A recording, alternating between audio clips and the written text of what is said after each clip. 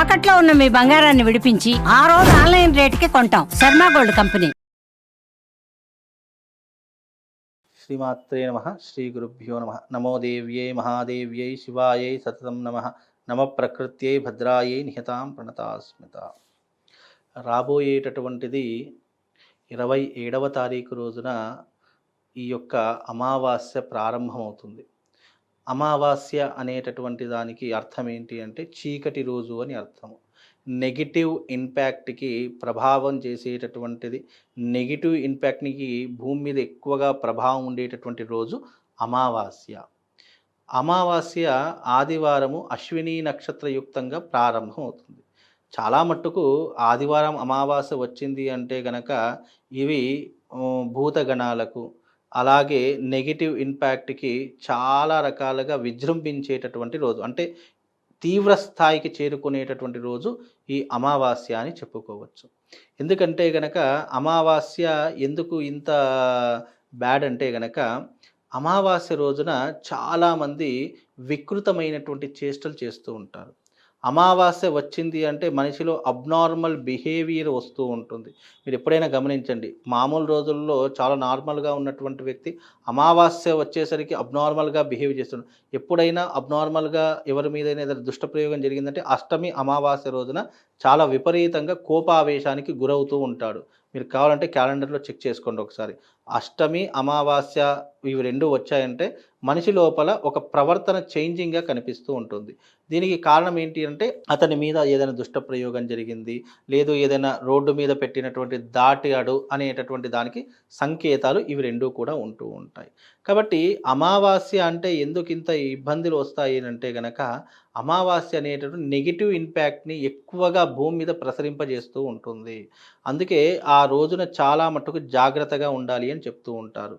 అమావాస్య ఎప్పుడైనా మనిషిని ఇబ్బంది కలిగించేటటువంటి ప్రవర్తనతో కలిగి ఉంటుంది.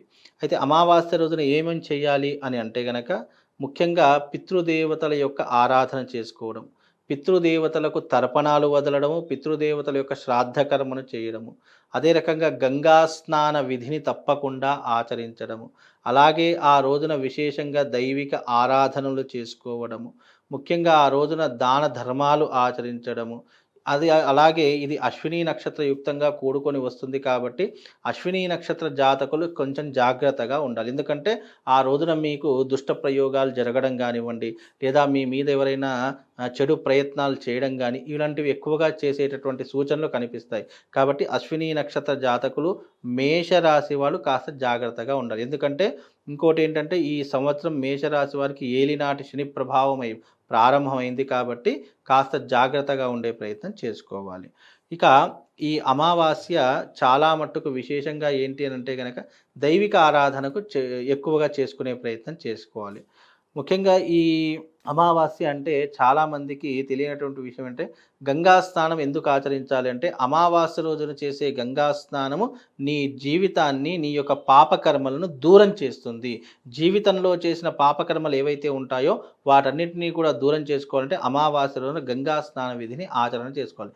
నిజానికి పూర్వకాలంలో ఏంటంటే చాలామంది నిత్యము గంగా స్నాన ఆచరణ చేసేటటువంటి వాళ్ళు మగవాళ్ళు అదే ఒక సాంప్రదాయకబద్ధంగా పెట్టుకునేవాళ్ళు. ఎందుకంటే ఊర్లోనే నదులు ఉండేటటువంటివి, జలపాతాలు ఉండేటట్టు, ఊర్లోని దగ్గరలోనే చక్కగా గోదావరి తీర ప్రాంతాలు ఉండేటట్టు కానీ తప్పకుండా ఇంట్లో స్నానాలు చేసేవారు కాదు, నదిలికి వెళ్ళి స్నానాలు చేసేటటువంటి విధానాలు చాలా మట్టుకు ఉండేవి. ఇప్పుడు రానున్న కాలంలో అవన్నీ కూడా కనుమరుగైపోయాయి కాబట్టి నెలంతా మనం నదీ స్నానానికి రోజు వెళ్ళి చేసుకోలేం కాబట్టి కనీసం నెలకు ఒకసారైనా గంగా స్నాన విధిని చేసుకుంటే నీ జీవితంలో చేసుకున్న పాపకర్మలు తొలగిపోతాయని శాస్త్రవచనం.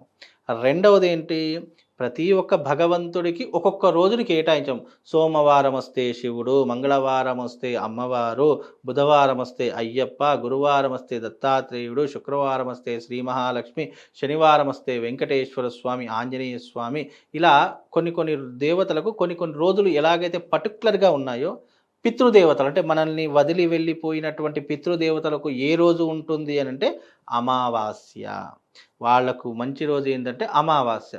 కాబట్టి ఆ పితృదేవతలు మనల్ని వదిలిపెట్టి గతించిన వాళ్ళు, మరణించినటువంటి వాళ్లకు మనం భోజనం పెట్టాలి అంటే అది అమావాస్య రోజున పెట్టాలి. ఆ రోజున విశేషంగా అతిథి భోజనం అయిన తర్వాతనే మనం భోజనం చేయాలి. చాలా మట్టుకు పూర్వకాలంలో ఎలా ఉండేదంటే ఎవరైనా రోడ్డు మీద వెళ్తున్నటువంటి వారు కానివ్వండి, లేదా ఎవరికైనా ఇంటికి పిలుచుకొని వచ్చి ఆకలి అన్నవాడికి ఆ రోజున భోజనం పెట్టిన తర్వాతనే మన ఇంటిలో ఉన్నటువంటి పెద్దవాళ్ళు భోంచేసేవారంట. ఇలాంటి పద్ధతులు మన గతంలో ఉండేటటువంటివి. దాన్ని ఏమంటారు అని అంటే గనక అతిథి భోజనము అంటారు. అంటే అతిథి భోజనం పెట్టకుండా ఇంట్లో ఉన్నవాళ్ళు భోజనం చేయలేనటువంటి పరిస్థితులు ఉండేటటువంటివి.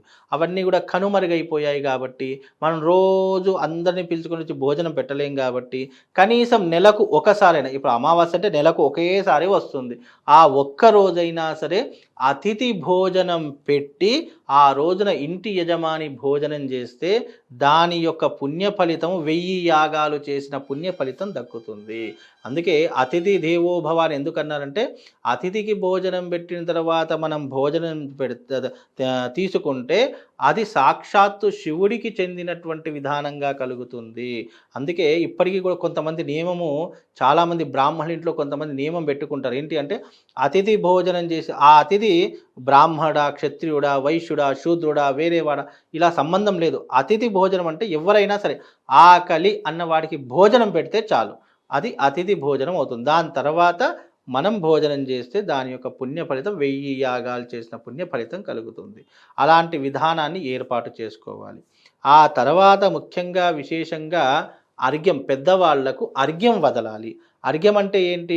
చేతిలో నువ్వులు వేసుకొని ఎవరైతే మరణించినటువంటి వారు ఉంటారో వాళ్ళ మన గోత్రము వాళ్ళ పేరు చెప్పుకొని వాళ్ళకు అర్ఘ్యం వదలడము. అంటే చేతిలో నువ్వులు నీళ్లు పోసుకొని వాళ్ళ పేరు చెప్పి అర్ఘ్యం వదిలితే వారు ఎక్కడున్నా కూడా మనం వదిలినటువంటి అర్ఘ్యపు నీళ్లు వాళ్ళకు చెందుతాయి. అందుకే అమావాస్య రోజున పెద్దవాళ్లను స్మరణ చేసుకోవడము, పెద్దవాళ్ళని పూజించడము, పెద్దవాళ్లకు నైవేద్యం పెట్టడం అనేటటువంటిది మనం ఆచారంగా తప్పకుండా పెట్టుకోవాలి. ఈ రకంగా పెట్టుకుంటే ఆ పెద్దవాళ్ళ యొక్క అనుగ్రహం మనకు కలుగుతుంది. అలాగే జాతకం ఏదైనా పితృదోషాలున్నా, స్త్రీ శాపాలున్నా, లేదు అని అంటే కనుక మనకు జీవితంలో ఏదైనా ఇబ్బందులున్నా అవన్నీ కూడా తొలగిపోవడానికి ఇది ఒక ఆధారంలా నిలుస్తుంది.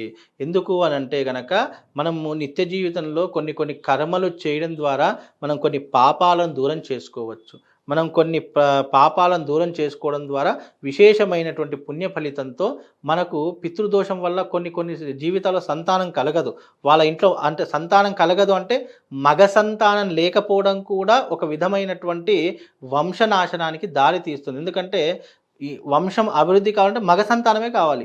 ఇంట్లో మగ సంతానం లేదు అంటే అది పితృదోషం వల్లనే కలుగుతుంది. కనుక అలాంటివి ఏదన్నా ఉన్నా కూడా ఇలాంటి కొన్ని కర్మలు చేయడం ద్వారా మీ జీవితాన్ని ఉద్ధరింపజేయడానికి మీ ఇంట్లో ఒక మగ సంతానం అనేటటువంటిది కలుగుతుంది.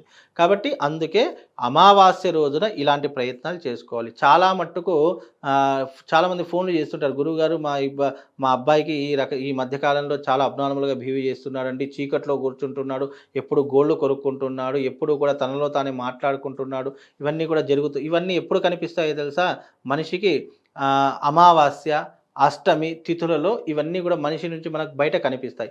ఇలా కనిపించినప్పుడు ఆ వ్యక్తి ఏదైనా దాటకూడనిది దాటడం కానీ, చేయకూడనటువంటి పని చేయడం కానీ, లేదా శ్మశానంలో ఏదైనా బూడిద తన మీద పడడం కానీ, లేదు ఎవరైనా తినేటటువంటి పదార్థాలు ఏదైనా కలిపినా కానీ ఇలా అబ్నార్మల్గా బిహేవ్ చేస్తారు. అలాంటివి ఎప్పుడు చేస్తారు అంటే ఈ అమావాస్య రోజునే చేస్తారు. అందుకే అమావాస్య చాలా నెగిటివ్ ఇంపాక్ట్ని స్ప్రెడ్ చేసేస్తూ ఉంటుంది. కాబట్టి అందుకే తినేటప్పుడు బయట తిరిగేటప్పుడు చాలా జాగ్రత్తగా ఉండాలి. అందుకే పూర్వకాలంలో అమావాస్య వచ్చిందంటే సాయంకాలం అయిందంటే బయటకు వెళ్ళేటటువంటి వారు కాదు. ఇప్పుడు ఏంటంటే కాలం మారింది, టెక్నాలజీ పెరిగింది. ఇప్పుడంటే బయటకు వెళ్ళకపోతే పరిస్థితులు వేరే రకంగా ఉన్నాయి. కాబట్టి ఈ మధ్యకాలం చాలామంది తిరుగుతున్నారు. కాబట్టి జాగ్రత్తగా ఉండే ప్రయత్నం చేసుకోండి. ఇది అమావాస్య యొక్క ప్రాధాన్యత.